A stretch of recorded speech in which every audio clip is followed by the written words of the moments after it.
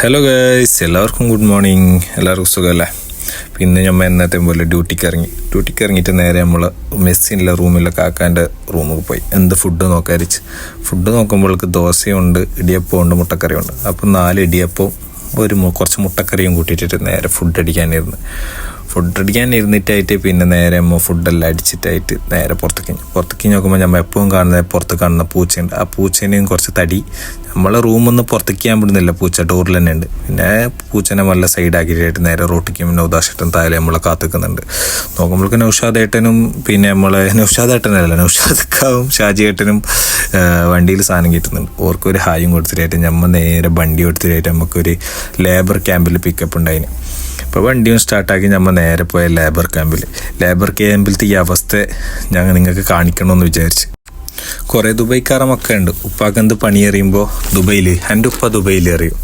ആ ഉപ്പാമാർ എത്ര കഷ്ടപ്പെട്ടിട്ട് ആ മക്കൾക്ക് നാട്ടിലേക്ക് പൈസ അയക്കുന്ന സാധനം അയക്കുന്നതെന്ന് ആർക്കും അറിയില്ല. അങ്ങനത്തെ മക്കൾക്ക് വേണ്ടിയിട്ടാണ് ഈ വീഡിയോ.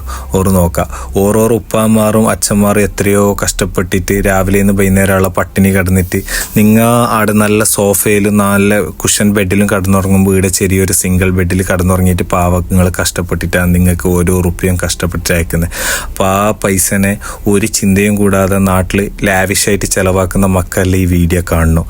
എത്ര കഷ്ടപ്പെട്ട് ഓരോ ദിറംസും കൂട്ടി വെച്ച് ഓരോ സാധനങ്ങളും പൊറുക്കി വെച്ച് തൻ്റെ മക്കൾക്കായിട്ട് കഷ്ടപ്പെടുന്ന വാപ്പാമാരുടെ റൂമാണിത്. അവർ ദുബൈയിലില്ല നമ്മളെ ഫേസ് കാണിക്കൂല, നമ്മൾ എങ്ങനെയാണ് ഇവിടെ നിൽക്കുന്നത്, എങ്ങനെയാണ് ഇവിടെ ജീവിക്കുന്നത് ഒന്നും.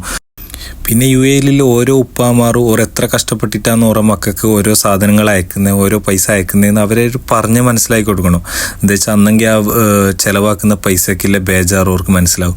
ആ അണ്ണനെല്ലാം ചിന്തിച്ച് നിൽക്കുന്ന കാണുമ്പോൾ തന്നെ നമുക്ക് ബേജാറ്. എത്ര പൈസൻ്റെ സാധനമാണ് നാട്ടിലേക്ക് അയച്ചത്. ഇവരെല്ലാം കുക്കിംഗ് ആക്കുന്ന കിച്ചൺ കണ്ടോ, ഇത്രയും ഇടുങ്ങിയ സ്ഥലത്ത് ഇത്രയും ബുദ്ധിമുട്ടിൽ കുക്കിംഗ് ആക്കിയിട്ട് ഓറൻ്റെ ഡ്യൂട്ടിയും കഴിഞ്ഞിട്ട് വന്നിട്ട് തിന്നണം. അപ്പോൾ ഈ വിഷയമെല്ലാം നിങ്ങൾക്ക് കാണിക്കണമെന്ന് വിചാരിച്ച്. ആക്ച്വലി ദുബൈയിലെ 50% മുകളിലെ പ്രവാസികളുടെ അവസ്ഥ തന്നെ. അപ്പോൾ ഇനിയും നല്ല നല്ല വീഡിയോസുമായി ഇനിയും വരുന്നതായിരിക്കും. Okay, thank you, take care, by.